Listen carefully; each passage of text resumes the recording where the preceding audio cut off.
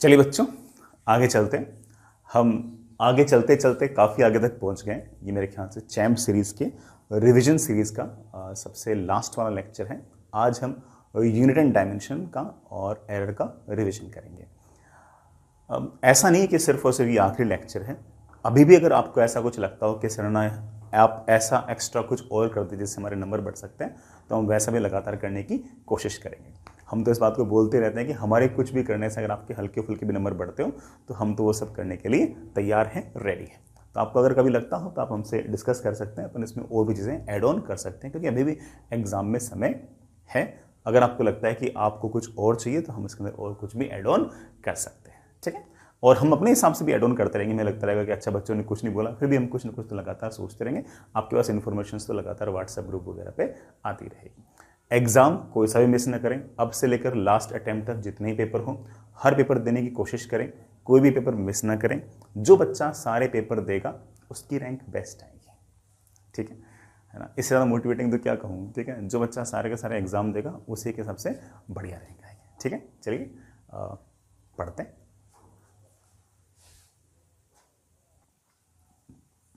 जो पहला ही सवाल है वो तो एक सिंपल यूनिट एंड डायमेंशन का सवाल है।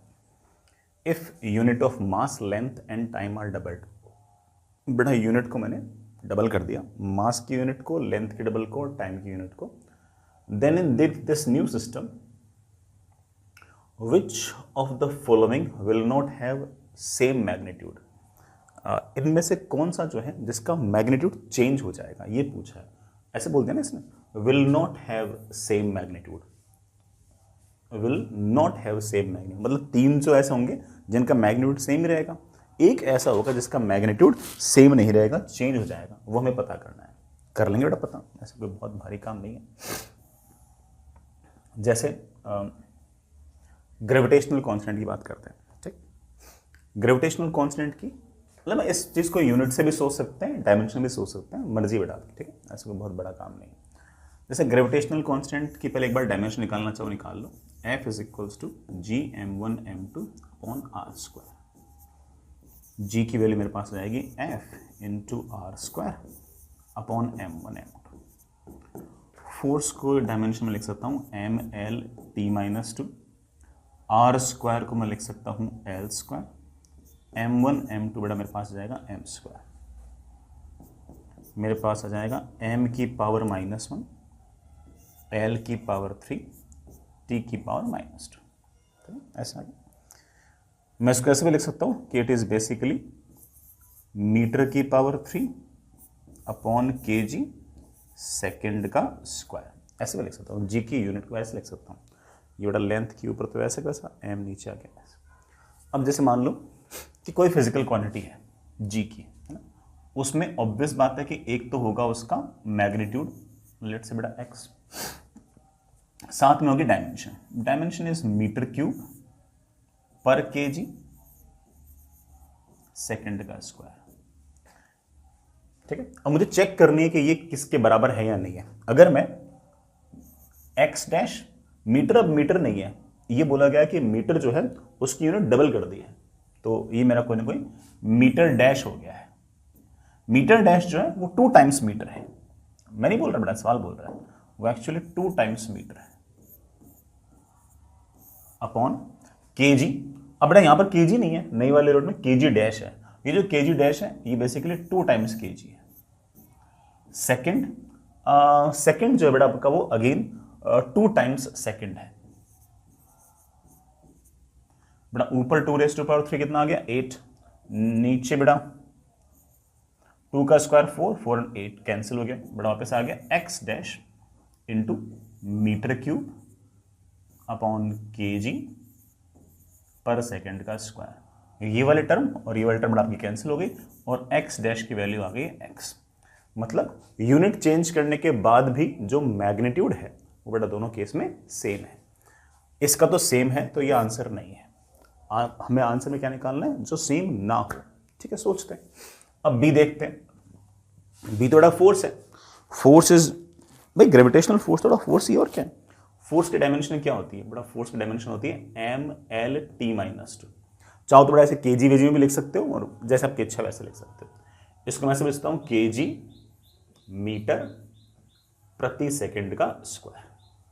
ठीक है, अब मान लो कि इसमें तो इसका मैग्नीट्यूड है x केजी मीटर प्रति सेकंड का स्क्वायर।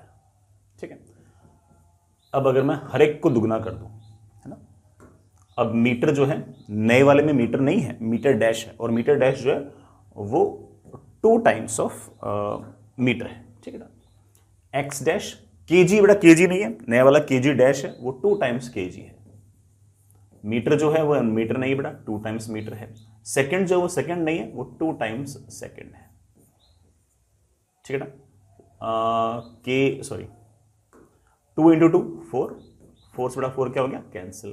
केजी मीटर पर सेकंड स्क्वायर, केजी मीटर पर सेकंड स्क्वायर, एक्स और एक्स डैश की वैल्यू पर क्या आ गई, सेम आ गई, तो इसका मैग्नीट्यूड भी बेटा वही आ गया। तीसरा बेटा पावर, पावर की अगर मैं बात करूं तो बेटा पावर आपका बेसिकली ml/t-3 है इसके डायमेंशन। मैं इसको ऐसे लिखता हूं केजी मीटर स्क्वायर प्रति सेकंड की पावर 3। बेटा मान लो कि इस यूनिट में इसका मैग्नीट्यूड है x, नई वाली यूनिट में बेटा मैग्नीट्यूड है लेट से x डैश। केजी नहीं बेटा 2 टाइम्स केजी, मीटर नहीं बेटा 2 टाइम्स मीटर, सेकंड नहीं बेटा 2 टाइम्स सेकंड। अगेन बेटा ऊपर 8 नीचे 8 बेटा कैंसिल, x डैश और x बेटा आपका सेम आ गया, तो सी भी आपका आंसर नहीं है। अब ए आंसर नहीं है, बी आंसर नहीं है, सी आंसर, तो ऑब्वियस आंसर क्या है, डी है। निकालना छोड़ा निकाल लो। उसमें ग्रेविटेशनल एनर्जी है। अब यार एनर्जी की डायमेंशन तो मेरे बच्चे जानते हैं कि ml/t-2। मैं इसको ऐसे लिखता हूं केजी मीटर स्क्वायर प्रति सेकंड का स्क्वायर।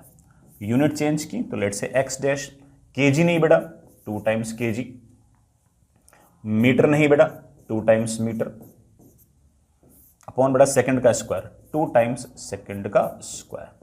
बेटा अगर मैंने जैसे इसको देखा तो बेटा यहां पर इस बार 2 का स्क्वायर कैंसिल हो जाएगा, एक 2 बच जाएगा आपके पास, एक 2 आपका बच जाएगा। एक 2 अगर बच गया इस बार एक्स डैश और एक्स की वैल्यू एग्जैक्टली सेम नहीं है, एक्स डैश की वैल्यू और एक्स की वैल्यू एग्जैक्टली सेम नहीं है, बल्कि आप ऐसा कह सकते हो कि x dash into 2 kg metre पर सेकंड स्क्वायर। बेटा 2 आपके पास एक्स्ट्रा आ गया, एक्स डैश और एक्स बेटा आपका सेम नहीं है, सेम नहीं है, तो यही आपका आंसर। ठीक है, नेक्स्ट बेटा वाट की यूनिट पूछिए। हालांकि वाट तो खुद यूनिट है, बेटा मुझे केजी वगैरह में पूछिए। कोई ऐसा बहुत भारी इश्यू बेटा है नहीं, हमें वाट का एक बेसिक अर्थ पता होना चाहिए, बाकी सब तो बन जाता है। वाट बेटा क्या है, वाट बेसिकली है यूनिट ऑफ पावर। पावर क्या है, work done upon time. Work done की डायमेंशन हम लोग बड़े जानते हैं कि दैट इज ml/t-2। उसको टाइम से मैंने डिवाइड किया तो मेरे पास ये आ गया ml/t-3। इसको अगर केजी वगैरह में लिखूंगा तो मास की तो मेरे पास आ गई है केजी, लेंथ की आ गई है मीटर, उसका स्क्वायर, अपॉन बड़ा सेकंड की पावर 3। कुछ ना कुछ ऐसा होना चाहिए, केजी मीटर स्क्वायर पर second raise to power 3। Yes, the option is of course b. You don't have to remember, but ऐसा नहीं कि हर बात याद रख ली, अपन बड़े आराम से। यूएनडी के सवाल में अच्छी बात यह है कि कोई ना कोई फॉर्मूला अगर याद रहे ना तो बड़े आराम से सारे के सारे रिलेट हो सकते हैं, कभी भी कोई इसमें फंसने वाला इशू नहीं रहेगा। ठीक है, आगे चले। नेक्स्ट इज अच्छा सवाल, बढ़िया सवाल, डायमेंशन से करने वाला सवाल है बेटा। ये सवाल की लैंग्वेज देख कर ही आइडिया लग जाएगा आपको। एक फ्लाई व्हील है, can rotate in order to store kinetic energy. होता होगा बेटा कोई फ्लाई व्हील करता होगा kinetic energy store, I don't know. The flywheel is a uniform disc made of uniform material of density rho. बेटा material है जिसकी density है रो। डेंसिटी बेटा होती है मास अपॉन वॉल्यूम, तो इसकी डायमेंशन हो गई है ml/-3। टेंसाइल स्ट्रेंथ, बेटा टेंसाइल स्ट्रेंथ मतलब एक तरीके से फोर्स पर यूनिट एरिया, लिख भी रखा है मेजर्ड इन पास्कल। बेटा मेजर्ड इन पास्कल मतलब इसकी यूनिट बेटा of course force upon area होनी चाहिए। फोर्स की यूनिट होती है ml/t-2, उसको एरिया से डिवाइड किया तो मेरे पास ये आ गया ml-1t-2। रेडियस बेटा इसकी r है, रेडियस की डायमेंशन जैसा तुम जानते हो बेटा लेंथ है तो लेंथ ही है, थिकनेस है बेटा वो h है, उसकी डायमेंशन भी बेटा ऑफ कोर्स आपके पास l है। ठीक है, the wheel is rotating at a maximum possible angular velocity so that it does not break. ठीक है, which of the following expression correctly gives the maximum kinetic energy per kilogram. बेटा मुझे maximum kinetic energy per kilogram मतलब per mass पूछा है, that can be stored in flywheel. ठीक है ना, assuming alpha to be dimensionless constant, alpha बेटा कोई ना कोई कांस्टेंट है, तो अल्फा की तो चिंता करने की जरूरत नहीं है, अल्फा तो सब में ही है, बाकी सबको चेक कर लो। क्या चाहिए मुझे? Kinetic energy per unit mass चाहिए। काइनेटिक एनर्जी तो एनर्जी तो होती है, एनर्जी की डायमेंशन होती है mL/t-2 डिवाइड बाय मास। बेटा मास से मास क्या हो गया? कैंसिल, और ये आ गया L/t-2। तो इसका मतलब ये जो काइनेटिक एनर्जी पर यूनिट मास है, इसकी डायमेंशन L/t-2 है। तो अगर इनमें से कोई सा भी आंसर है तो उसकी डायमेंशन भी L/t-2 ही होनी चाहिए। जैसे पहला ऑप्शन चेक करो, ये अल्फा तो बेटा आपका कांस्टेंट है, रूट ऑफ रो बेटा मेरे पास आ गया mL/3 इंटू सिग्मा है बेटा अपने पास mL/-1 t/-2 अपॉन r बेटा आपका लेंथ है। बेटा मेरे ख्याल से आ गया root of m², L/-3, L/-1, L/-4, L की पावर आ जाएगी -5 t/-2। इसका रूट भी लेोगे तो बड़ा ऑफ कोर्स L/t-2 तो नहीं आएगा, सो of course A is not the answer. दूसरी वाले की अगर देखें तो बड़ा ठीक है, H जो है वो तो लेंथ है इंटू रूट ऑफ, बड़ा वापस से आपका ये रो सिग्मा अपॉन r। अरे बेटा वापस से आपका अगर अंदर देखूं तो बड़ा वही आ गया m² L/-5 t/-2। इन दोनों को मल्टीप्लाई भी करोगे बेटा तब भी आपका L² t/-2 तो नहीं आएगा, हटाओ इसको।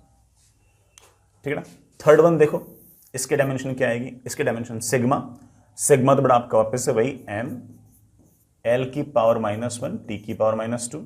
अल्फा तो बड़ा कांस्टेंट है, चिंता करने की जरूरत ही नहीं है, divide by h by rho, sorry h by r तो L/L आ गया इंटू रो इज बेटा ऑफ कोर्स mL/-3। L से L बेटा क्या हो गया? कैंसिल। अगेन बेटा इसमें तो m बच जाएगा, यहां पर रूट m, यहां पर m तो m/3/2 बच जाएगी। हमें तो बेटा m/0 चाहिए, नहीं हो पाएगा। ये चेक करो बेटा डी वाला आंसर होना भी चाहिए, ABC तीनों ही नहीं है तो कुछ तो आंसर होगा ना। अल्फा तो बेटा आपका डायमेंशनलेस है, सिग्मा अपॉन रो, सिग्मा बेटा क्या है? टेंसाइल स्ट्रेस बेटा कितनी है?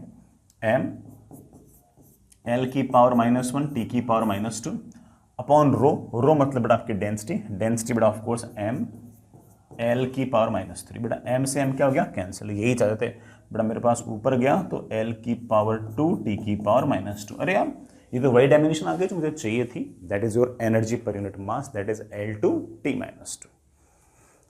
ये हमारा आंसर आ गया। ठीक है बच्चों, आगे चलते हैं। अच्छा सवाल है, बढ़िया सवाल है। अगर आपको इसका रिजल्ट याद है तो बेटा आप सटाक से कर लोगे, और अगर रिजल्ट याद नहीं है तो आपको समय लगेगा, लेकिन आप कर लोगे। मेरे को तो रिजल्ट याद रहता है, लेकिन मैं इसको ऐसा नहीं कि रिजल्ट से कर रहा हूं, मैं तो ऐसे कर रहा हूं कि मान लो किसी बच्चे को पता ही नहीं हो कि क्या कैसे आंसर आएगा, क्या आएगा, तो वो कैसे करेगा। ठीक है, हो सकता है बेटा बहुत सारे बच्चों को याद हो कि root of μ0 upon epsilon naught जो है उसकी यूनिट जो है वो बेटा रेजिस्टेंस की यूनिट के बराबर आएगी, मतलब ओम की यूनिट आएगी। ठीक है, याद है तो अच्छी बात है, सटाक से टिक करो और मूव ऑन करो, अदरवाइज बेटा आपको करना पड़ेगा। अब करना इसलिए पड़ेगा बेटा, उसके लिए मुझे μ0 की डायमेंशन भी आनी चाहिए, एप्सिलॉन नॉट की डायमेंशन भी आनी चाहिए। ठीक है, उनको रखना चाहिए और उसका फिर रूट निकालना चाहिए, फिर चेक करना चाहिए कि इनमें से किस डायमेंशन के वो बराबर है। सोचते हैं बेटा, बहुत सारे बच्चे तो मुझे ये बोलेंगे कि सर मुझे तो ये एप्सिलॉन नॉट और μ0 है ना, इनके डायमेंशन याद नहीं है। कोई बात नहीं, मुझे भी नहीं याद है। जब मैंने ऐसा कहा ना कि मुझे भी याद नहीं है, तो ऐसा नहीं कि मैंने तुम्हें ऐसे मोटिवेट करने के लिए बोल दिया कि अच्छा देखो सर को भी याद नहीं, फिर भी सर सवाल करेंगे। मेरे को सीरियसली याद नहीं है, मैं थोड़ा खुद ही ऐसे बेसिक से ही करूंगा। ठीक है, हाँ मुझे ये जरूर याद है कि root of μ0 upon epsilon naught जो है उसकी यूनिट जो है वो रेजिस्टेंस की यूनिट के बराबर आएगी। वो तो ठीक है बेटा, मैंने सवाल 50 बार कर रखा है तो मेरे को तो इसलिए याद है, आपको नहीं याद करना। अब यही वाला सवाल जब पूछे तो अलग बात है, सटाक से की और मूव ऑन कर लिए, बाकी बच्चों को हो सकता है कि 3-4 मिनट लग जाए। पहले मैं एक बार एप्सिलॉन नॉट की गिनती खत्म करता हूं। इलेक्ट्रोस्टैटिक फोर्स में 1/4 pi epsilon not Q1 Q2 upon are square. देखो बेटा ये जो 4 पाई है ये तो डायमेंशन लेस है, चिंता करने की जरूरत ही नहीं है। Q1 Q2 दोनों ही चार्ज है, हमें तो डायमेंशन से मतलब है, वैल्यू से मतलब है नहीं, तो क्यू स्क्वायर लिख दो। यहां से मैं एप्सिलॉन नॉट को लिख सकता हूं कि इसकी डायमेंशन जो होगी वो चार्ज का square upon 4 upon force into are square के बराबर होगी। सर ये 4 पाई क्यों नहीं लिखा?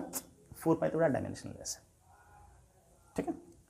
तो एप्सिलॉन नॉट की डायमेंशन वही होगी जो Q square upon f r square के बराबर होगी, ठीक है।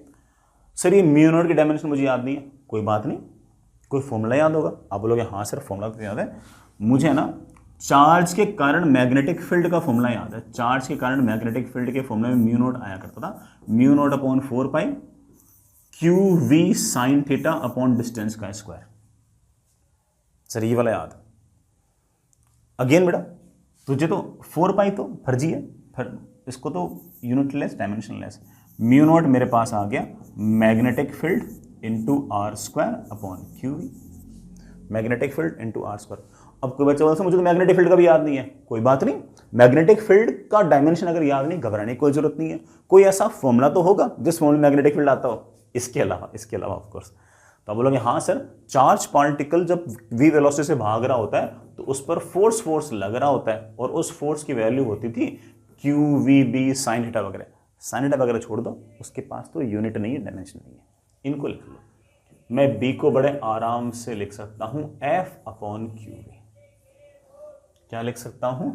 F upon Q V. लो बेटा एफ बी को लिखना है एफ अपॉन क्यू वी। एक क्यू वी बेटा पहले से था तो क्यू स्क्वायर वी स्क्वायर आ गया। ये बेटा म्यू नॉट आ गया, मतलब म्यू नॉट की डायमेंशन और इसके डायमेंशन सेम है। और मैंने देखो कितनी समझदारी से, एप्सिलॉन नॉट की dimension q square upon f r square की डायमेंशन बराबर है, और म्यू नॉट की और f r square upon q square we square की डायमेंशन बराबर है। और मैंने म्यू नॉट और एप्सिलॉन नॉट डरावने थे, और ये चीजें डरावनी नहीं है, इनके डायमेंशन पहले से पता है। बड़ा म्यू नॉट को मुझे क्या लिखना है? F times r square q square we square. बड़ा रूट है एफ स्क्वायर का रूट एफ आएगा, r square r raise to power 4 उसका आर स्क्वायर आ जाएगा, क्यू स्क्वायर का रूट क्यू स्क्वायर आ जाएगा, ये वी आ गया। अब कर लूंगा बेटा, अब कर लूंगा। अब मैं तो देखो कैसे करूंगा, मेरे पास F into R Q into V. बेटा वेलोसिटी को मैं बड़े आराम से आर बाई टी लिख सकता हूं ना भाई। वेलोसिटी क्या होती है बेटा? डिस्टेंस अपॉन टाइम, ऐसे लिख सकता हूं।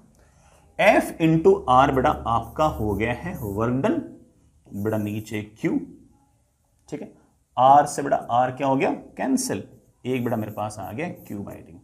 वर्क डन अपॉन चार्ज, बेटा ये मेरे ख्याल से पोटेंशियल हुआ करता था। चार्ज अपॉन टाइम, बेटा इसकी डायमेंशन वही होगी जो क्या होगी? करंट की डायमेंशन। और बेटा ये वोल्टेज की डायमेंशन अपॉन करंट की dimension is same as resistance की डायमेंशन। रेजिस्टेंस की डायमेंशन बेटा क्या होगी आपकी? सॉरी रेजिस्टेंस की यूनिट क्या होगी? ओम। बेटा ओम में कन्वर्ट करते हैं। कोई कहते सर ये मैं रिलेट नहीं कर पाता, कोई बात नहीं बेटा, फिर तो क्या करता है कि ऐसे करते करते इसकी डायमेंशन लिखता, ठीक है, फिर चेक करता कि इनमें से किसके डायमेंशन ये, तो एक आपको स्टेप एक्स्ट्रा लग जाता। बेटा मैंने ऐसे, मेरे को ऐसा दिख गया कि हाँ भाई बड़े आराम से इसमें कन्वर्ट हो सकता, तो मैंने ऐसे कर दिया।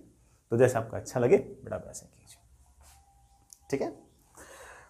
आगे चलिए बेटा, नेक्स्ट इज बहुत ही बढ़िया सा सवाल। इस तरह के सवाल बेटा जेई ने पूछे भी हैं, और इवन एडवांस्ड के अंदर भी इस तरह के सवाल पूछे जिसमें जीरो एरर वगैरह के कॉन्सेप्ट हो, ठीक है। हालांकि वर्नियर कैलिपर के अंदर जीरो एरर ढूंढना बहुत आसान काम है, टफ थोड़ा सा स्क्रू गेज में है। स्क्रू गेज में जो टफ वाली चीज है वो भी मैं आपको बड़ा सवालों के थ्रू समझा दूंगा, ठीक है। वर्नियर कैलिपर में थोड़ा सा आसान है, दोनों को अपन बड़े आराम से देखते हैं।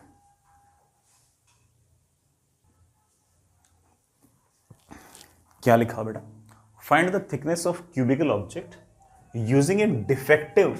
बड़ा डिफेक्टिव मतलब थोड़ा वर्नियर कैलिपर में कुछ खामी है, कमी है, ठीक है। और बेटा 10 divisions of vernier scale coincide with 9 divisions of main scale, ठीक बेटा, वो तो हमारा नॉर्मल वर्नियर स्केल ही है।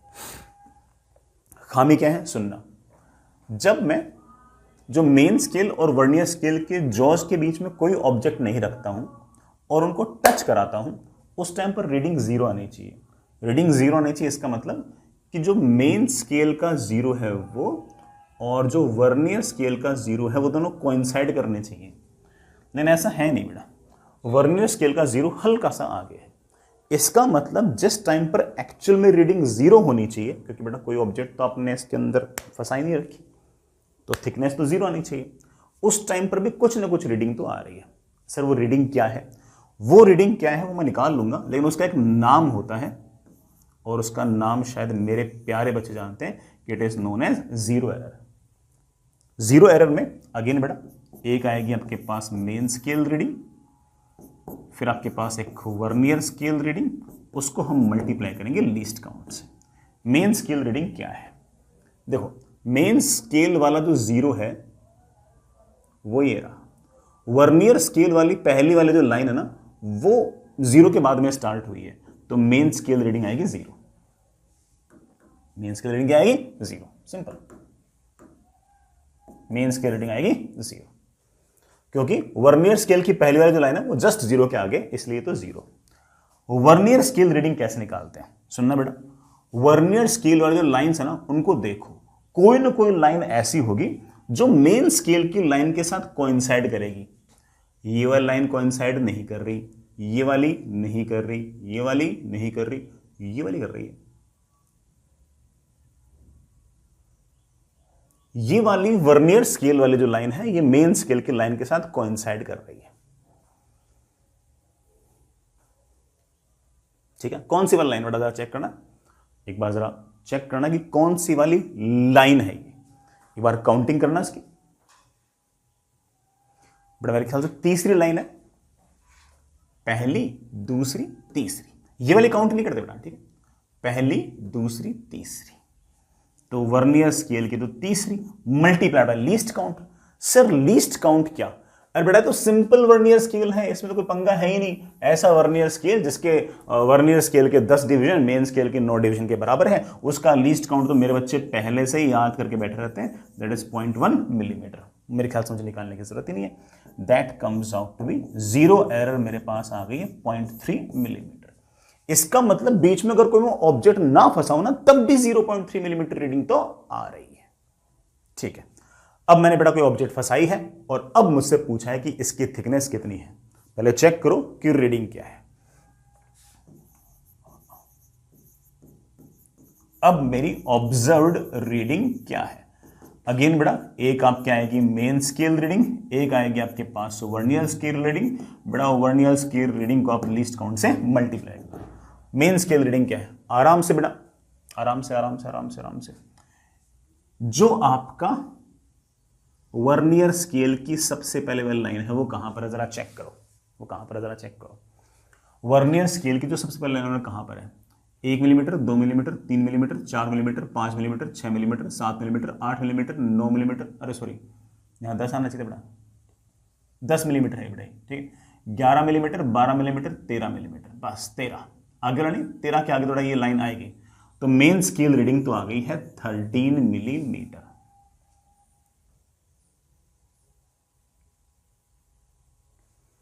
ठीक है, वो बड़ा खांचे 10 होने चाहिए, यहां थोड़ी कम बना रखी।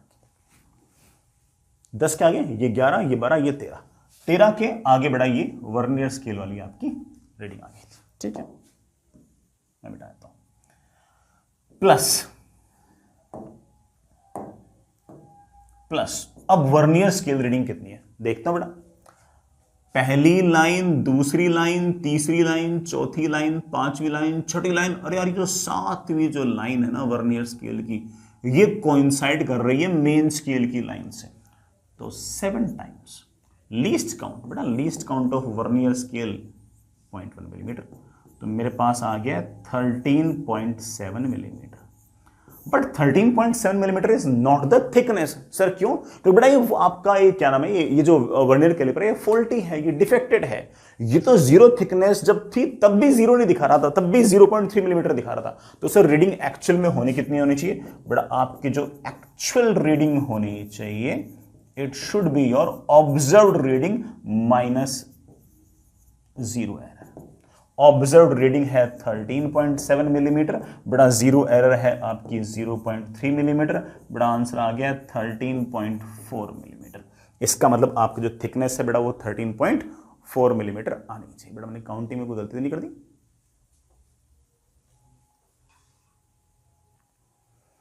ठीक है ना। मुझे तो यार ये वाली कोइंसाइडिंग नजर आ रही है। ठीक है, एक बार तुम फिर से चेक कर लेना, है ना, एक बार तुम अपने डायग्राम में भी। मुझे तो बेटा ये वाली 1 2 3 4 5 6 7th वाली कोइंसाइड दिख रही है। इन्होंने बेटा आंसर जो वो 8th वाली से निकाल दिया, हालांकि मुझे तो 7th वाली ज़्यादा नज़दीक दिख रही है। आप अपने वाले डायग्राम में और चेक कर लेना।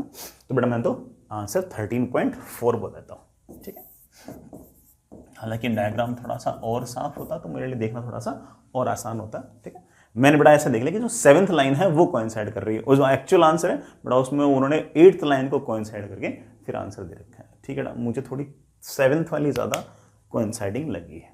ठीक है, फिर भी आप कॉन्सेप्ट तो समझ गए ना कि काउंटिंग में कभी भी इसको काउंट नहीं करना है, हमेशा 1 2 3 4 5 6 7 ये 7th वाली ऊपर वाले के साथ ऐसे कोइंसाइड कर रही है। तो बड़ा यहाँ पर आपका जो वर्नियर स्केल रीडिंग है वो आपकी 7 आ जाएगी, उसको लीस्ट काउंट से मल्टीप्लाई कर देंगे। ठीक है, वो बेटा आंसर जो है वो 8th वाले को करके दिखा दिया। मुझे यार 7th वाली ज़्यादा नजदीक आ रही है, ठीक, तो मैंने ऐसे निकाला। अब बेटा ठीक है, मैं 13.4 मिलीमीटर आंसर लेकर आऊँ। ठीक, अब वैसे अगर कुछ भी अगर होता तो बेटा फिर वो नियरेस्ट 13.5 लगा देते, बट वो सिर्फ इतना सा अंतर है कि बेटा मेरे को 7th नजर आ रही है और हो सकता है कि जो सवाल जिसने बनाया उसे 8th नजर आ रही है, इतना सा फर्क है। आपके पास जो सवाल होगा उसमें बड़ा अच्छा खासा गैप दे रखा होगा, और इवन जहां पर कोइंसाइड कर रखा होगा हो सकता है कि उसके साथ एक ऐसे बड़ी वर्टिकल लाइन और लगा रखी, क्योंकि यही कोइंसाइड है। ठीक, आगे चलते हैं बच्चों। अच्छा सवाल, बढ़िया सवाल, वैसे है फॉर्मूला बेस्ड। एक फिजिकल क्वांटिटी है R is given as a² b की पावर हाफ c की पावर -4 d की पावर -3/2 और e की पावर -2।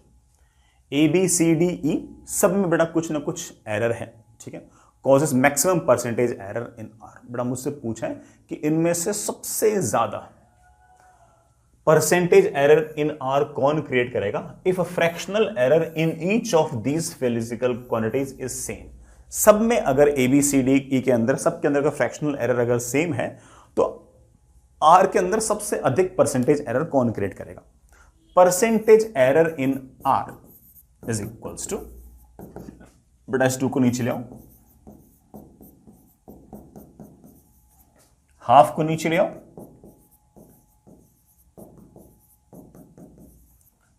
-4 को नीचे ले आओ, बड़ा एरर में हम +4 कर देते हैं,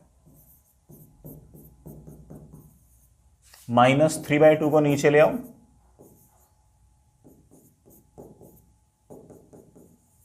और -2 को -2 +2 देना,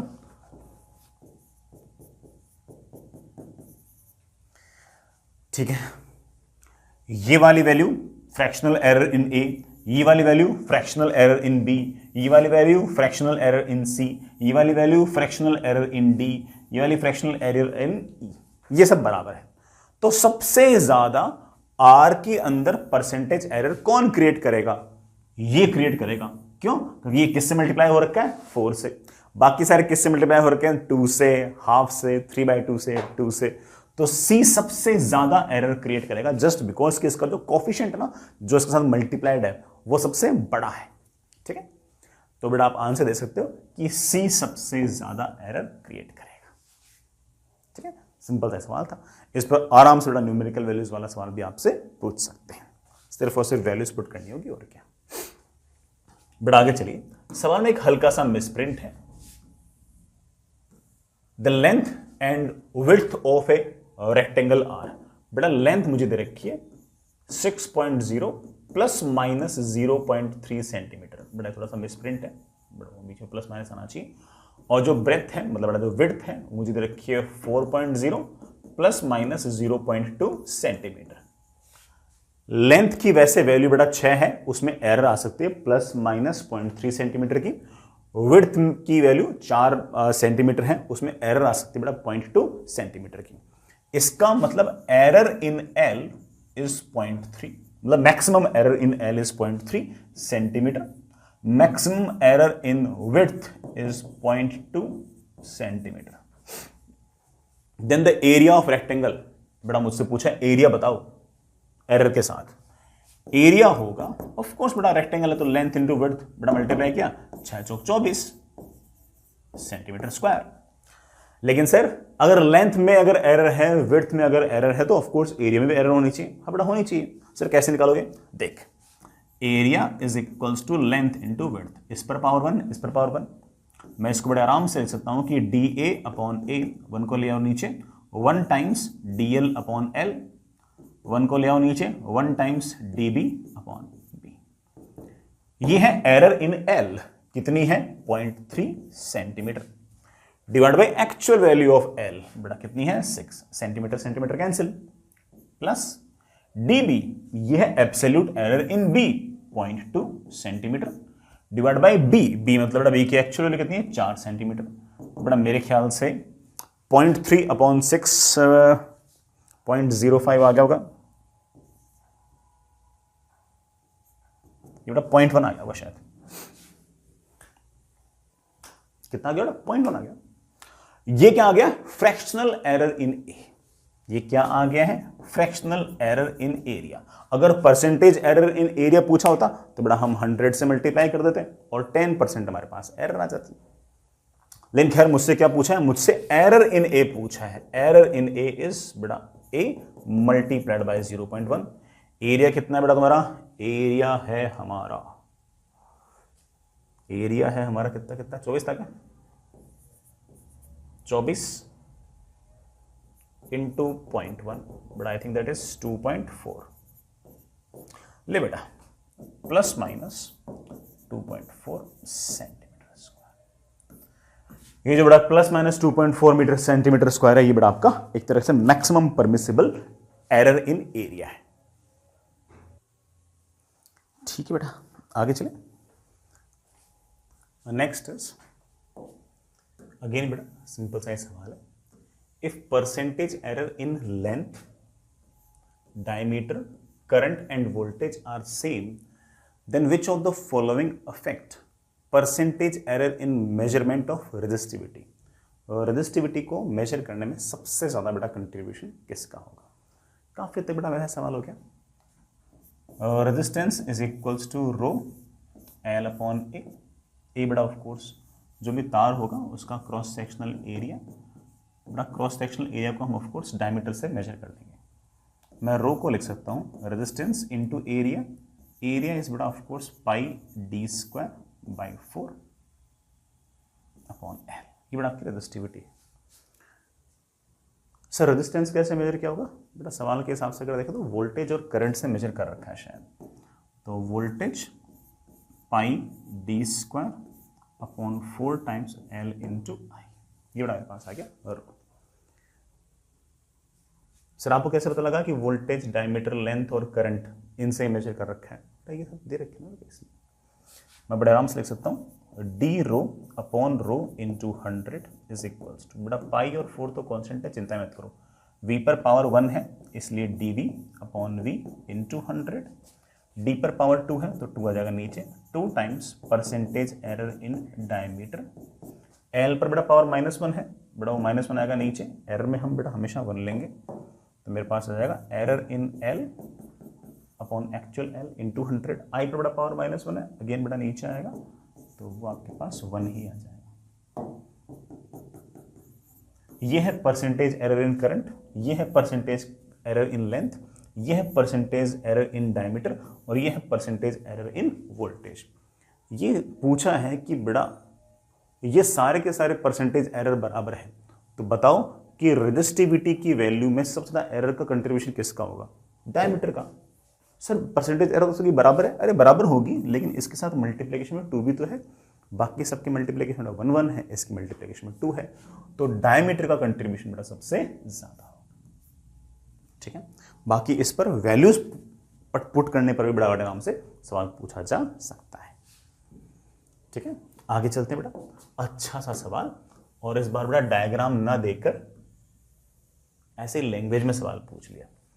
the main scale of vernier caliper reads 10 millimetre in 10 divisions. ठीक है ना, एक खांचा 1 मिलीमीटर का हो गया। 10 divisions of vernier scale coincide with 9 divisions of main scale. बड़ा ठीक है, तो बिल्कुल सिंपल वाला वर्नियर स्केल ही हो गया, और सिंपल वाला वर्नियर स्केल जो होता है उसकी लीस्ट काउंट तो 0.1 मिलीमीटर होती है। When a cylinder is tightly placed between the two jaws, the zero of vernier scale lies slightly behind 3.2 centimeter। बड़ा ठीक है। And the fourth vernier division coincide with the main scale। ठीक है ना, main scale का जो 31 millimetre है वो यहां पर है, 32 मिलीमीटर, ये बड़ा 3.2 सेंटीमीटर एक ही बात है, 32 मिलीमीटर यहां है। वर्नियर स्केल वाला जो जीरो है वो यहां कहीं है। फिर बड़ा आगे वाले खांचे तो ऐसे आए थे। तो नीचे और आपका आ गया वर्नियर स्केल, ऊपर आ गया मेन स्केल। सबसे पहले अगर मुझे रीडिंग सोचनी है तो reading is simply main scale reading plus vernier scale reading multiplied bye बेटा वर्नियर स्केल का least count. Main scale reading बेटा कितनी बार मैंने तुम्हें समझा रखा है, main scale reading vernier scale का जो जीरो है उससे पहले वाला ये 31 millimetre plus vernier scale reading. बेटा वर्नियर स्केल, अब हमें डायग्राम दे रख कि मैं देखूं बेटा कौन सा वाला जो खांचा है वो ऊपर वाले के साथ मैच कर रहा है। मैं क्या करूंगा, सवाल में देखो कुछ लिखा होगा फोर्थ वर्नियर स्केल डिवीजन, बेटा पहला दूसरा तीसरा जो चौथा वाला जो है ना, it coincide with the main scale division. बेटा मेन स्केल डिवीजन कोइंसाइड कर रहा है ऐसे, तो वर्नियर स्केल की रीडिंग आ गई है 4 मल्टीप्लाई लीस्ट काउंट। बेटा लीस्ट काउंट तो तुम जानते ही हो, कुछ नहीं बोल रखा थोड़ा, कुछ नहीं किया बेटा, सिंपल वाला वर्नियर स्केल दे रखा है जिसके 9 मेन स्केल वाले जो है वो 10 वर्नियर स्केल के बराबर है। तो मेरे पास बेटा ये आंसर आ गया 31.4 मिलीमीटर, या फिर बेटा मैं इसको 3.14 सेंटीमीटर भी कह सकता हूं। बेटा 3.14 centimetre must be some option. Yes बेटा, द ऑप्शन इज बी। बढ़िया सवाल था, सारे के सारे बच्चे समझ तो गए होंगे। चलिए बच्चों, नेक्स्ट इज ये बेटा एक वर्नियर स्केल का एंगल मेजर करने वाला सा अरेंजमेंट है। हालांकि हम इसको एग्जैक्ट थ्योरी में नहीं देखते, बट इसे देखना कोई बहुत ज़्यादा टफ काम ऐसा है नहीं। काफ़ी हद तक हमारा जो लीनियर लेंथ मेजर करने वाला जो वर्नियर स्केल का अरेंजमेंट है काफ़ी हद तक वैसा सही है। ये काम आता है एंगल मेजर करने के। The vernier scale of circular scale, the vernier of a circular scale is divided into 50 divisions with coincide with 49 main scale divisions। बेटा ठीक है, साफ साफ बोल रखा है कि 50 वर्नियर स्केल डिविजन्स जो हैं वो 49 मेन स्केल डिविजन्स के बराबर है। इसी बहाने बेटा हो सकता है कि वर्नियर स्केल का कुछ फॉर्मूला आपका रिवीजन हो जाए। तो एक वर्नियर स्केल डिवीजन जो होगा वो आपके 49/50 मेन स्केल डिविजन्स के बराबर होगा। अच्छी बात है बेटा। एक मेन स्केल डिवीजन जो है वो 0.5 डिग्री मेजर करता है। मैं साइड में लिख देता हूं, एक मेन स्केल डिवीजन जो है बेटा वो आपका 5 डिग्री, सॉरी बेटा 0.5 डिग्री एंगल मेजर करता है। ठीक है, मुझसे पूछा है लीस्ट काउंट कितना होगा इस इंस्ट्रूमेंट का। बेटा इस तरह का जो वर्नियर के कॉन्सेप्ट पर बेस्ड जो अरेंजमेंट्स हैं उनके लीस्ट काउंट का फॉर्मूला बहुत ही क्लियर सा है कि एक मेन स्केल डिवीजन माइनस एक वर्नियर स्केल डिवीजन। एक मेन स्केल डिवीजन माइनस एक वर्नियर स्केल डिवीजन। बेटा एक वर्नियर स्केल डिवीजन है 49/50 मेन स्केल डिवीजन। बेटा 1 - 14 बेटा 1/50 आ गया। इसका मतलब हमारा जो मेन सॉरी बेटा हमारा जो लीस्ट काउंट है वो 1/50 टाइम्स मेन स्केल डिवीजन है, वो 1/50 टाइम्स 0.5 डिग्री है। मतलब बेटा एक तरीके से अगर मैं ऊपर नीचे दोनों तरफ बेटा 2 से मल्टीप्लाई करूं तो 1/100 डिग्री है। बेटा 1/100 डिग्री है, लेकिन 1/100 डिग्री बेटा ऑप्शन ही नहीं है। सर ये डैश डैश क्या लगा रखा है।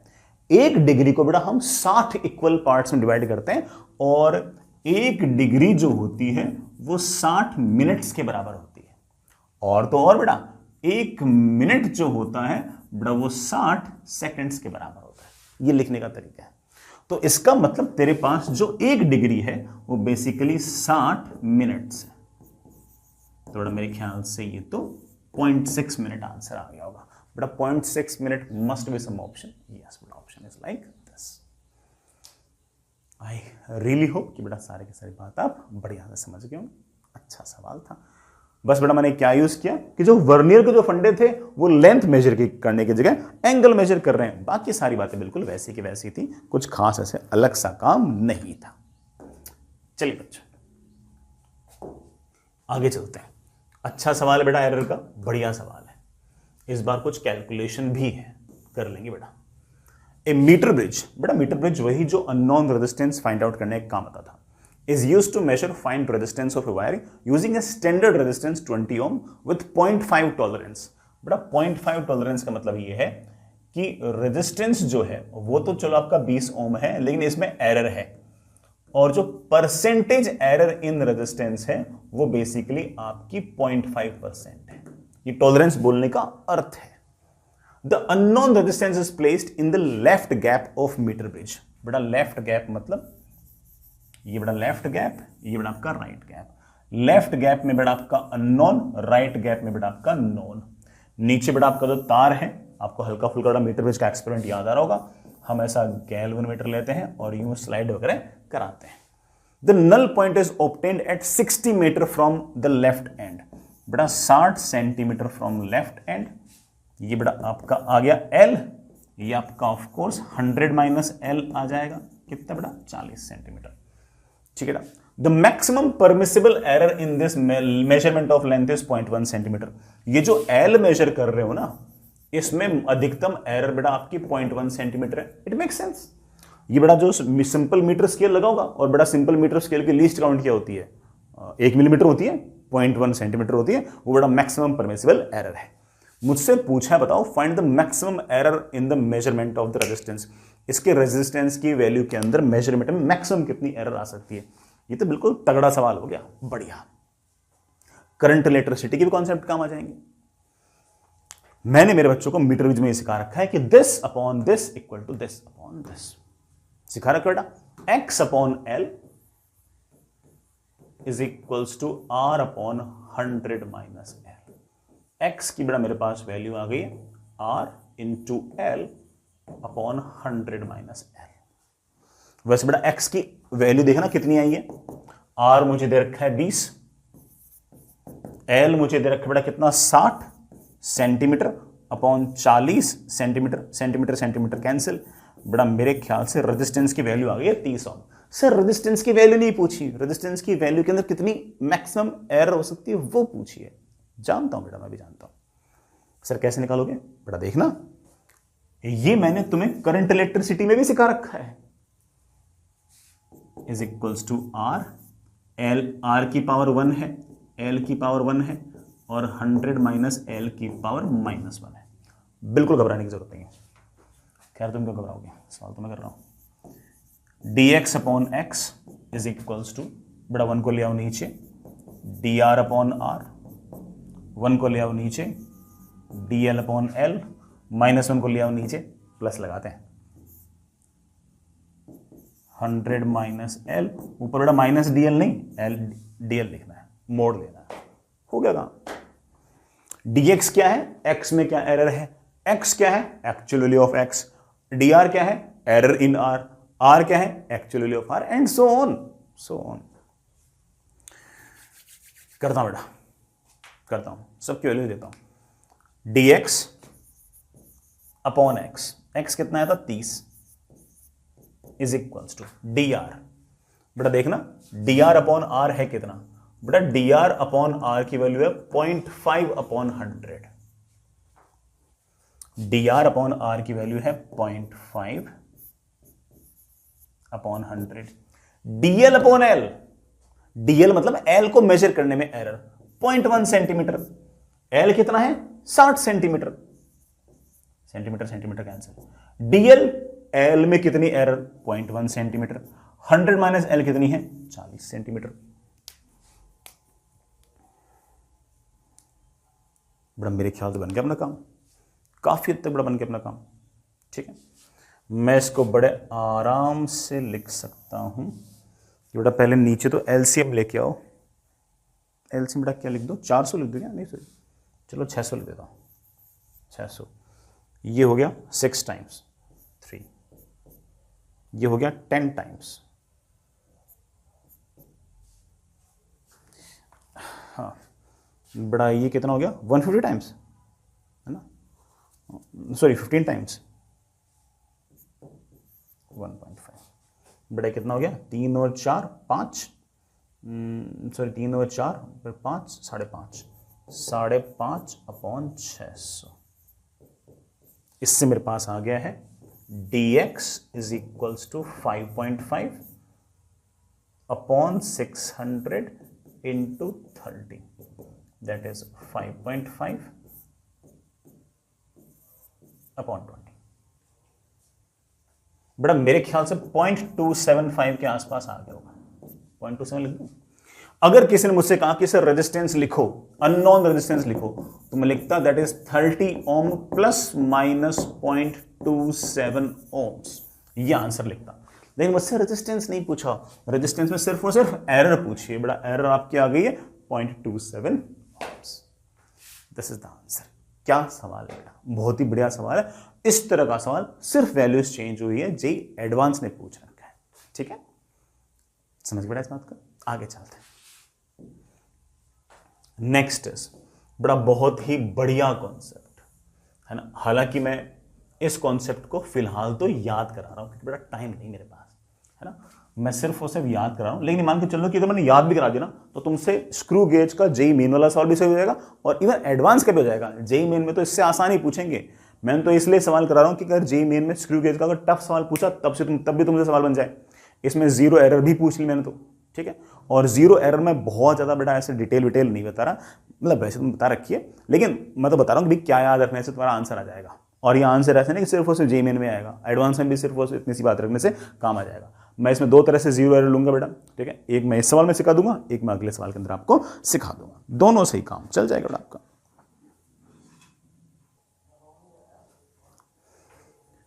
The pitch of a screw gauge is 1 millimetre. अच्छी बात है बेटा कि जो पिच लेंथ है वो आपके पास 1 मिलीमीटर है and are 100 divisions on circular scale. बड़ा सर्कुलर स्केल जो है उनके 100 डिविजन्स हैं। जो हमारा लीस्ट काउंट होता है that is of course pitch length upon कितने आपके डिविजन्स है। पिच लेंथ बेटा आपका 1 मिलीमीटर, कुल मिलाकर 100 डिविजन्स हैं, दैट इज 0.01 मिलीमीटर। ये तो सिंपल स्क्रू गेज ही हो गया, ठीक है, सारे स्क्रू गेज ऐसे होते हैं mostly. When nothing is put between the jaws, अगर बेटा दोनों स्क्रू गेज की जॉस को अगर मैं टच करा दूं, कुछ बीच में ना रखूं, तो रीडिंग 0 आनी चाहिए। रेफरेंस लाइंस बेटा 0 को टच करनी चाहिए, है कि नहीं। The zero of the circular scale lies 4 divisions below the reference line. 0 coincide नहीं कर रहा बल्कि रेफरेंस लाइन से नीचे है 4 डिवीजन, ठीक है। ये मान लो बेटा रेफरेंस लाइन, 0 इसके सामने होना चाहिए था, बेटा 0 सामने ना होकर नीचे है, 0 बिलो है, 0 बेटा इस तरह से बिलो है। वेनिस, ठीक है। अब यहां पर मैं आपको एक चीज याद कर रहा हूं कि 0 अगर बिलो है, 0 अगर बिल्कुल सामने होता तो किसी प्रकार की कोई 0 एरर नहीं थी। 0 अगर नीचे है इसका मतलब कोई ना कोई रीडिंग आ रखी है। जब रीडिंग 0 होनी चाहिए तब भी कोई रीडिंग आ रही है, इसका मतलब 0 एरर है। 0 एरर पॉजिटिव होगी, 0 एरर बेटा आपकी पॉजिटिव होगी if 0 lies below reference line. 0 अगर रेफरेंस लाइन से नीचे है तो 0 एरर बेटा पॉजिटिव होगी, और अगर यही 0 रेफरेंस लाइन से ऊपर होता तो 0 एरर आपकी नेगेटिव होती। इस पर भी एक सवाल करा दूंगा, लेकिन अगर तूने इतनी सी बात याद रख ली बेटा फिर तुझे पंचायत में घुसने की जरूरत नहीं, क्योंकि बाकी चीजें तो आसान है और सिर्फ 0 एरर वाला मुद्दा ही टफ था। सिर्फ इतनी सी बात याद रख ली, हमारा सारा काम बन जाएगा। 0 एरर अगर नीचे है, सॉरी बेटा स्क्रू गेज का 0 अगर रेफरेंस लाइन से नीचे है तो 0 एरर पॉजिटिव होगी, और अगर रेफरेंस लाइन से आपका 0 अगर ऊपर हुआ उस केस में आपकी जो 0 एरर नेगेटिव होगी if 0 lies above reference line. हालांकि इसका इस सवाल में कोई लेना देना नहीं है, बाद में कोई सवाल आएगा।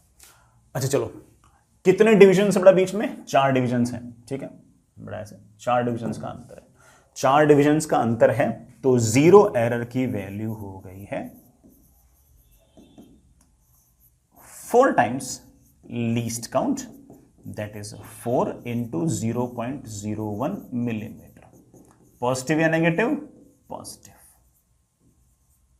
ले बेटा, ये आपकी जीरो एरर है, ठीक है ना। When a steel wire is placed between the jaws, 2 main scale divisions are clearly visible. बेटा 2 मेन स्केल डिवीजन आपके विजिबल हैं। आपकी जो रीडिंग आएगी, आपकी जो ऑब्जर्व्ड रीडिंग आएगी वो आएगी main scale reading plus circular divisions multiplied by least count. हाँ बेटा, मेन स्केल रीडिंग कितनी है? साफ साफ बोल रखा कि 2 main scale divisions clearly visible हैं। एक मेन स्केल जो है वो 1 मिलीमीटर का है, तो 2 होंगे बेटा, कितने के हो जाएंगे? 2 मिलीमीटर के। तो मेन स्केल रीडिंग तो आ गई है 2 मिलीमीटर की, प्लस सर्कुलर रीडिंग कितनी है? 67th division of the circular scale are observe. बेटा 67th जो है वो आपकी रेफरेंस लाइन को टच कर रहा होगा, तो ऑब्वियस बात है कि आपकी जो सर्कुलर स्केल की जो सर्कुलर डिवीजन बेटा कौन सा है? 67th। लीस्ट काउंट कितना है? 0.01। बेटा रीडिंग आ गई है 2.67 millimetre. But we know that कि this is not the actual reading. ये तो एक्चुअल रीडिंग किसी ऐसे स्क्रू गेज में होती जो सही होता। ये स्क्रू गेज सही नहीं है। जो आपकी एक्चुअल रीडिंग है वो है आपकी ऑब्जर्व्ड रीडिंग माइनस 0 एरर। बेटा दैट इज 2.67 मिलीमीटर माइनस बेटा 0 एरर कितना है था? 0.04 मिलीमीटर। बेटा there must be some option like 2.63 millimetre. हाँ बेटा कोई ना कोई ऑप्शन होना चाहिए, yes yes yes yes 2.63 millimetre. ठीक है, तो बन जाएगा। तो इस तरह 0 एरर को हम बड़े आराम से निपटा सकते हैं। आगे चलिए बच्चों, नेक्स्ट एक अच्छा सा सवाल। और अगेन बेटा ये सवाल जो है एग्जैक्टली वो तो नहीं है, लेकिन इसके जैसा सवाल बेटा जही पहले पूछ चुके। The least count of A stop watch is 0.2 second. ठीक है ना, कोई लीस्ट काउंट बेटा किसी क्लॉक का जो 0.2 सेकेंड है। The time of 20 oscillations of the pendulum is measure to be 25 seconds. ठीक है ना, कोई पेंडुलम है, टक टक टक टक टक टक बेटा 20 चक्कर काटे, 20 चक्कर काटने में 25 सेकंड लगे। ये 25 सेकंड मैंने मेजर किससे किया? ऑफ कोर्स स्टॉप वॉच से। तो इस 25 सेकंड में एरर हो सकती है बेटा कितने की? 0.2 सेकंड्स की। टाइम बेटा मेरे पास आया 25 सेकंड्स, और इस टाइम को मेजर करने के अंदर एक एरर हो सकती है। वो एरर बेटा कितनी हो सकती है? 0.2 सेकंड्स। हाँ, कितने चक्कर काटेंगे तो एक्यूरेट है, वो तो काउंट कर रहा हूं ना, वो तो एक्यूरेट है। Find percentage error in time period, निकाल लूंगा, तो बहुत आसान है। मैं जानता हूं कि टाइम पीरियड है time divide by number of चक्कर, नंबर ऑफ चक्कर। परसेंटेज एरर पूछा है, 20 तो एक्यूरेट है तो उसकी चिंता मत करो, टी पर पावर 1 है तो dt upon T should be equal to, इस पर भी पावर 1 है तो dt अपॉन टी। 20 एक्यूरेट है तो उसको कुछ लिखने की जरूरत नहीं है। सर मुझे तो परसेंटेज पूछा है, मल्टीप्लाइड बाय 100 हो गया बड़ा काम। जो परसेंटेज एरर टाइम पीरियड में है वही परसेंटेज एरर बेटा आपकी इस स्टॉप वॉच में है। जो 25 सेकंड मेजर करने में जो परसेंटेज एरर है वही परसेंटेज एरर टाइम पीरियड में भी है। और इसमें परसेंटेज एरर कितनी है? 0.2 सेकंड्स की एरर है 25 सेकंड में। थोड़ा मेरे ख्याल से 0.8 आ गई होगी। ये लो बेटा 0.8 मस्ट बी द ऑप्शन। बेटा 0.8 मस्ट बी द ऑप्शन, ये आपका आंसर है। समझ में? 20 बेटा एक्यूरेट था तो उसका डिफरेंशिएशन अगर तो 0 आएगा। सिर्फ और सिर्फ बेटा जो जिनमें एरर हो वही लेते हैं। और बेटा इस पर भी पावर 1 थी, इस पर भी पावर 1 थी, ऐसे। ठीक है प्यारे बच्चा, आगे चलें। नेक्स्ट आसान सा ही सवाल बेटा। The length of A rectangular plate is measured by meter scale and it is found to be 10 centimeter. Width is measured by vernier caliper as 1.00 centimetre. The least count of metre scale and the vernier caliper are this and this. ठीक है, obviously साथ में obviously भी लिखा है. Metre scale का least count 0.1 centimetre, of course we know that. Vernier scale का 0.01, obviously we know that. Maximum permissible error in area. Area is of course मेरे प्यारे बच्चों लेंथ इनटू विड्थ. लेंथ कितनी? 10 सेंटीमीटर. विड्थ कितनी? 1 centimetre. तो area कितना? 10 centimetre square. Sir मुझे area में एरर चाहिए. अच्छा, DA बड़ा इस पर पावर 1 तो DL अपॉन L प्लस इस पर भी बड़ा पावर 1 तो DB अपॉन बड़ा. फॉर्मूला सबको याद है? पावर को नीचे ले आओ बड़ा, फिर डिफरेंशिएट करके हमारे पास ये फॉर्मूला आ जाता है. ठीक है ना, तो उसे वैल्यूज पुट करनी है. Error in A upon actual, sorry error in A upon actual value of A बड़ा 10 DL. एरर इन L बड़ा 0.1 सेंटीमीटर अपॉन 10 सेंटीमीटर. ये कितना बड़ा? एरर इन विड्थ बड़ा, विड्थ में एरर है 0.01 अपॉन एक्चुअल 1 बड़ा. DA मेरे पास आ गया है 0.1 प्लस 0.1 बड़ा कितना आ गया? 0.2 सेंटीमीटर स्क्वायर. तो एरिया में जो एरर है बड़ा वो 0.2 सेंटीमीटर स्क्वायर है. ये बड़ा आंसर लगा दो. तो अगर मुझसे पूछे कि एरिया कैसे लिखना चाहिए, एरिया ऐसे लिखना चाहिए 10 centimetre square plus minus 0.2 centimetre square. ये बड़ा आपका एरिया है. ये एरिया को लिखने की स्टाइल है. ठीक है प्यारे बच्चों, आगे चलें. नेक्स्ट इज अगेन बेटा अच्छा सा सवाल. हालांकि इस तरह का सवाल बेटा हम पहले से कर चुके हैं, है ना, काफी हद तक बेटा वैसा सही, बस सवाल अच्छा था इसलिए बेटा दोबारा कर रहा हूं. आप खुद कीजिए बेटा. बेटा एक अननोन क्वांटिटी x है, वो बेटा ठीक है. Measuring by length of scale having least count 1 centimetre. बेटा लीस्ट काउंट इसमें 1 सेंटीमीटर दे रखा है. अच्छी बात है बेटा. x equals to r times r बड़ा एक्यूरेट बोल रखा है into l into 100 minus L की पावर -1. वैसे बेटा मेरे पास होता है ये dx upon x is equals to, percentage पूछा गया तो 100 से मल्टीप्लाई कर दो, into 100 is equals to dr upon r into 100 बेटा l पर पावर 1 है तो dl अपॉन l इंटू 100 बेटा ऐसे पावर -1 है, नीचे आएगा तो 1 ही आ जाएगा. दैट इज dl, इसका डिफरेंस बेटा dl ही आएगा upon 100 minus L into 100. R में तो कोई एरर है ही नहीं तो डी आर तो हो गया 0. DL अपॉन एल इंटू 100 बेटा. DL मतलब L में एरर 1 सेंटीमीटर, L कितना है 50 into 100 plus DL 1 centimetre, L कितना है 50, 100 माइनस 50 इंटू 100. 2% 2% बेटा this comes out to me 4%. इसका मतलब बेटा x को मेजर करने में आपकी 4% एरर है. ठीक है, अच्छी बात है.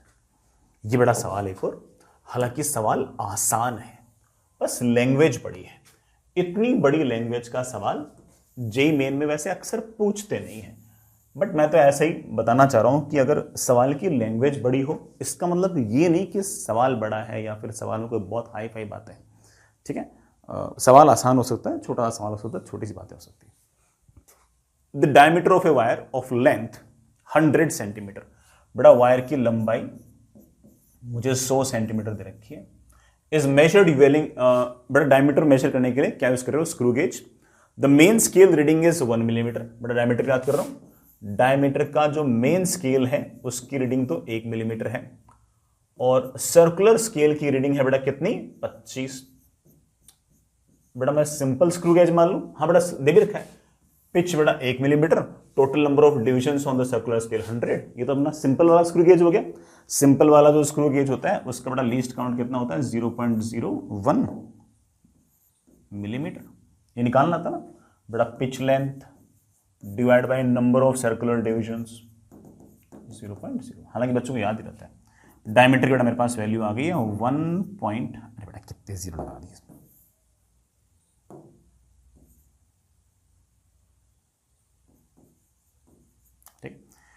1.25 मिलीमीटर ये डायमीटर है. The wire is used in an experiment for determination of Young's modulus of wire by Searle's method. बेटा सर्लेज मेथड सिंपल, भाई कितनी लेंथ बड़ी है ना, उसमें कितनी tension. The following data are available. Elongation in wire is 0.125 centimetre. एक काम करता हूं बेटा, एक्चुअल लेंथ को फिर मैं ना कैपिटल एल से रिप्रेजेंट कर लेता हूं। जो इंक्रीमेंट इन लेंथ है बेटा मेरे पास वो 0.125 सेंटीमीटर है, इतनी लेंथ बड़ी है। अंडर द टेंशन कितनी लगाई तूने, 50 Newton. Least count for measuring the normal length. बेटा नॉर्मल लेंथ को मेजर करने में जो लीस्ट काउंट है, एक तरह से एरर ही होगी बेटा, वो हो गया DL, दैट इज 0.01 सेंटीमीटर। सारी इंफॉर्मेशन साथ साथ लिख रहा हूं, ठीक है। And for elongation of wire, बेटा एलोंगेशन ऑफ वो जो वायर है उसमें जो मैक्सिमम एरर जो है लेंथ को मेजर करने में, दैट इज 0.001 सेंटीमीटर। मैं नहीं बोल रहा बेटा, सवाल में लिखा हुआ है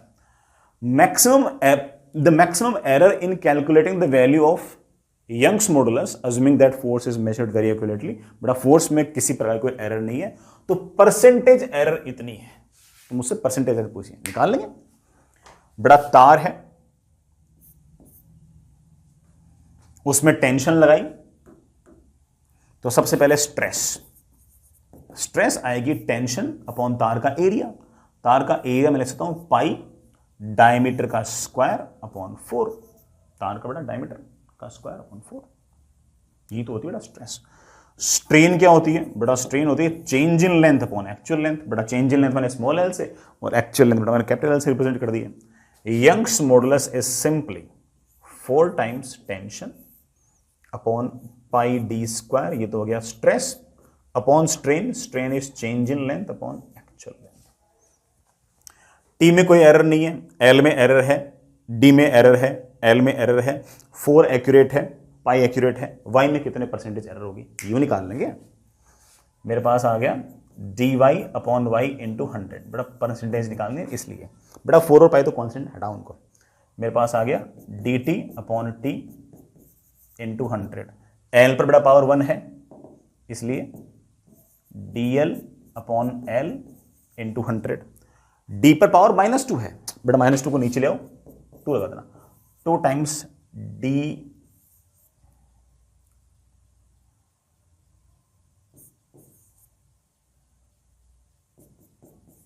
ठीक है, प्लस बेटा एल पर पावर -1 है, बेटा वो नीचे आएगा तो बेटा प्लस बन जाएगा dl upon L into 100। Tension में क्या परसेंटेज एरर है, 0। टेंशन तो एक्यूरेट है। एल को मेजर करने में क्या एरर है बेटा, कैपिटल एल को मेजर करने में एरर है 0.01 अपॉन एल की एक्चुअल वैल्यू 100। बेटा सेंटीमीटर सेंटीमीटर कैंसिल हो जाएगा, मल्टीप्लाइड बाई 100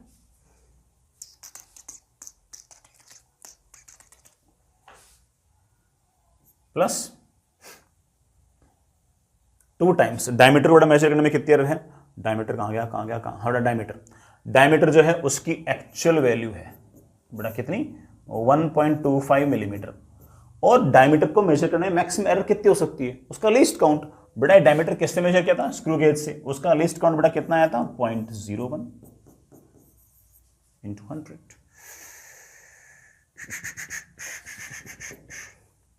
बेटा dl अपॉन एल इंटू 100। बेटा dl, एल कहां गया, ये रहा। एल की एक्चुअल वैल्यू कितनी है, 0.125 सेंटीमीटर। और एल को मेजर करने में बेटा एरर कितनी थी, 0.001 सेंटीमीटर इंटू 100।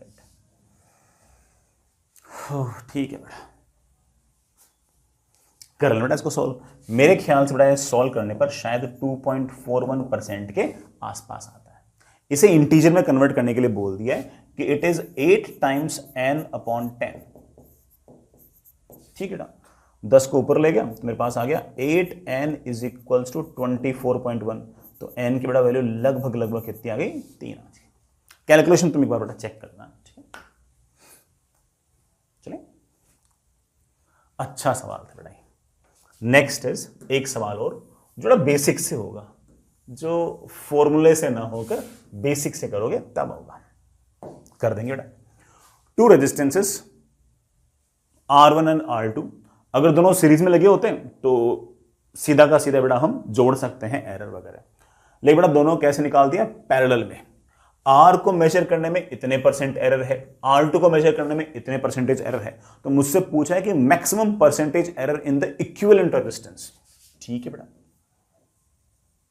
एक रेजिस्टेंस ऐसे, एक रेजिस्टेंस ऐसे, ऊपर वाला रेजिस्टेंस है R1 is equals to 3 ohm plus minus 1%। बेटा प्लस माइनस 1% का अर्थ समझते हो ना, कि dR1 अपॉन R1 इंटू 100 की जो वैल्यू है वो 1 है।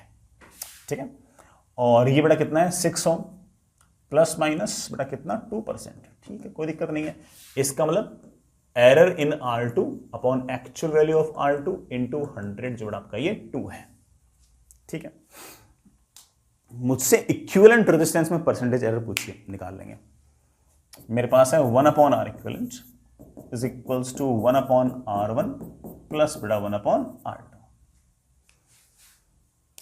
इस पूरे एक्सप्रेशन को डिफरेंशिएट कर दो, मेरे पास आएगा -1 अपॉन R इक्विवेलेंट का square into D R equivalent.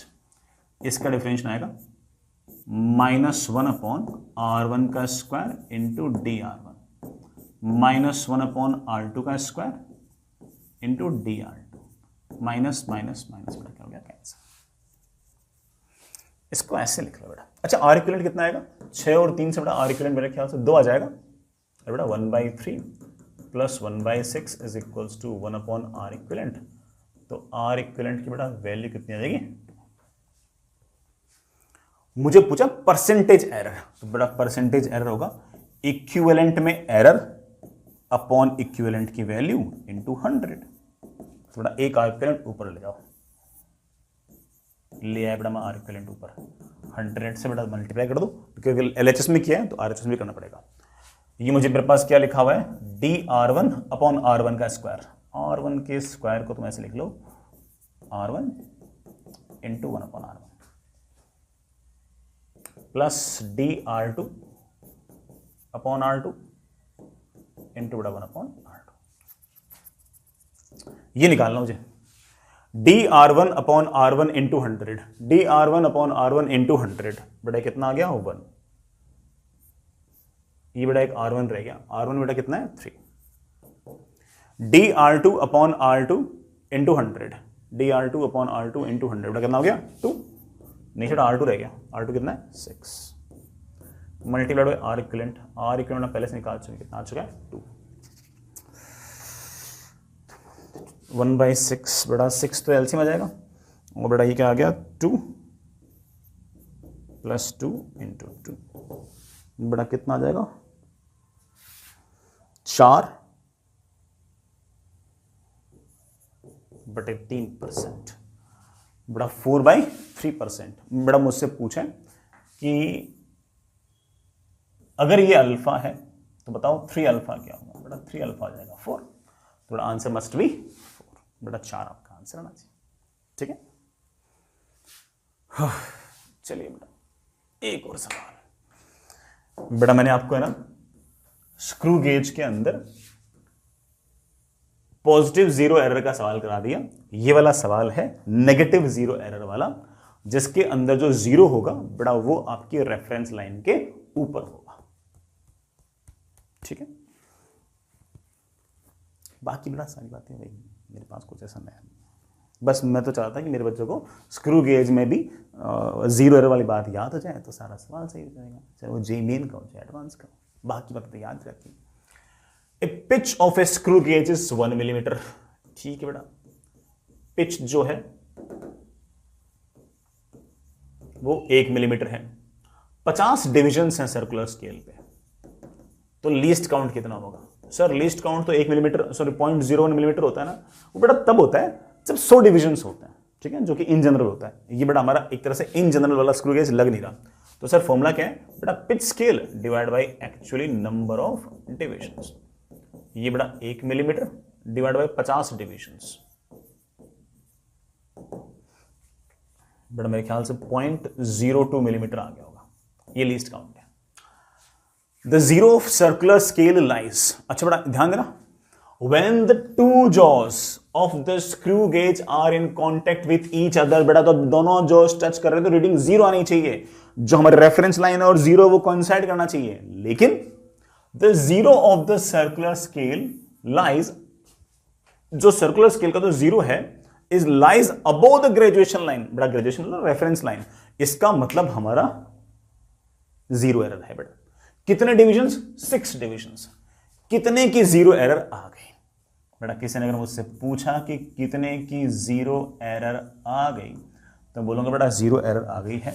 कितने डिविजन्स हैं? 6 division multiplied by least count. अरे मेरे प्यारे बच्चों, लीस्ट डिवीजन, लीस्ट काउंट हमारे पास है 0.02 millimetre, that is 0.12 millimetre. Sorry बेटा मुझसे गलती हो गई, माइनस माइनस। सर माइनस क्यों? बेटा तुम्हें याद करा रखा है इसलिए, ठीक, कोई दिक्कत तो नहीं है। बेटा zero of circular lies above the reference line. बेटा अबोव है इसलिए बेटा नेगेटिव है, बिलो होता तो बेटा पॉजिटिव जीरो है। When the wire is placed between the jaws, अब बेटा मैंने दोनों जॉज के बीच तार लगा दिया, उस तार की बेटा थिकनेस वगैरह मेजर करनी है। 3 main scale divisions are clearly visible. अब रीडिंग क्या होगी? अब आपकी ऑब्जर्व्ड रीडिंग क्या होगी? ऑब्जर्व्ड रीडिंग होगी मेन स्केल रीडिंग प्लस आपकी बेटा circular scale reading multiplied by उसका लीस्ट काउंट। अभी देखते हैं, 3 मेन स्केल डिवीजन तो आपके क्लियरली विजिबल हैं और हर मेन स्केल डिवीजन जो वो 1 मिलीमीटर का है, तो मेन स्केल रीडिंग तो आ गई है 3 मिलीमीटर। सर्कुलर स्केल रीडिंग क्या है? बेटा सर्कुलर स्केल रीडिंग 31वां दे रखा है, 31वां जो रेफरेंस के सामने है, थोड़ा दैट इज 31 इंटू 0.02 बेटा millimetre of course, that is 3 millimetre plus 0.62 millimetre, that is 3.62 millimetre. But this is the observed reading, actual reading ये नहीं है। एक्चुअल रीडिंग होगी ऑब्जर्व रीडिंग माइनस बेटा आपका जीरो एरर। बेटा ये कितना है? 3.62 मिलीमीटर। जीरो एरर कितना है? जीरो एरर है माइनस 0.12 मिलीमीटर। माइनस और माइनस लिखो और क्या, मेरे पास ये आ गया 3.74 मिलीमीटर। मुझसे पूछा है बेटा मिलीमीटर से बेटा उसका डायमीटर कितना होगा? बेटा आप जवाब दे सकते हो कि डायमीटर बेटा मेरे पास आ गया 3.74 मिलीमीटर। ठीक है बेटा, समझ गए होंगे। मैं फिर से बेटा इस बात को रिपीट कर दूं, स्क्रू गेज वर्नियर कैलिपर के सिंपल सवाल तो बेटा लीस्ट काउंट की इर्द गिर्द घूमते रहते हैं, वो समझ जाओगे। फिर दूसरी बात, रीडिंग कैसे मेजर करते हैं वो मैंने सिखाई दी बेटा, मेन स्केल अलग बेटा, फिर आपकी वर्नियर स्केल की या फिर स्क्रू गेज की रीडिंग अलग। ठीक है, जीरो एरर में खास दिक्कत आती है। जीरो एरर का सवाल मैं आपको वर्नियर कैलिपर में भी करा चुका हूं, कैसे मेजर करते हैं मैं सिखा चुका हूं। दिक्कत आती है बच्चों किसमें? स्क्रू गेज में। स्क्रू गेज में पूरी बात समझाने में टाइम लग जाता। मैंने क्या किया, दोनों केस ले लिए। जीरो एरर कब पॉजिटिव होगी, कब नेगेटिव होगी, या तो जीरो एरर होगी नहीं, वो तो सबसे सिंपल हो गया। जीरो एरर होगी तो सिर्फ 2 ही केस होंगे, एक पॉजिटिव एक नेगेटिव, दोनों देख लिए तो आपको कुछ भी देखने की और जरूरत नहीं है, काम अपना बन जाएगा। चलिए बच्चों, मेरी तरफ से इतना ही था, है ना। आप लोग इसके सवालों की प्रैक्टिस और भी कर लेना, जितने सवाल हो सके उतने कीजिएगा। जितने सवाल करोगे आप उतने वेल इक्विप्ड हो पाएंगे। मैं आप लोगों की सारी बातें बेटा टेलीग्राम वगैरह पे देखता रहता हूँ। मोस्टली टाइम तुम कुछ ना कुछ आपस में डिस्कशन करते रहते हो, उसमें आपको बोर नहीं करता, मैं आपको डिस्टर्ब भी नहीं करता। बट फिर भी आपके मन में कोई सजेशंस हो कि सर ये कर दीजिए वो कर दीजिए, हमारे पास इतना टाइम बचा है, इसको हम बेटर तरीके से यूज़ करने के लिए आप क्या कर सकते हो, तो वो भी लगातार आप टेलीग्राम वगैरह पर लिखते रहा करो। मैं पढ़ता रहता हूँ और जब भी हमें टाइम मिलेगा तो हम उसके लिए कुछ ना कुछ आपके लिए और लगातार करते रहेंगे। टेस्ट कोई भी मिस ना करें, टेस्ट लगातार देते रहें, उनको एनालाइज भी करें, पढ़ाई करते रहें। ठीक है, अभी भी समय है काफ़ी सारा, आप अगर पढ़ोगे तो आपकी अच्छी खासी रैंक आ सकती है, अच्छी IIT NIT अच्छी ब्रांच आपको मिल सकती है। चलिए, खुश रहिए, मस्त रहिए, और ऐसा नहीं कि बाय बाय नहीं है। ठीक है, अपन लगातार और कुछ ना कुछ करते रहेंगे।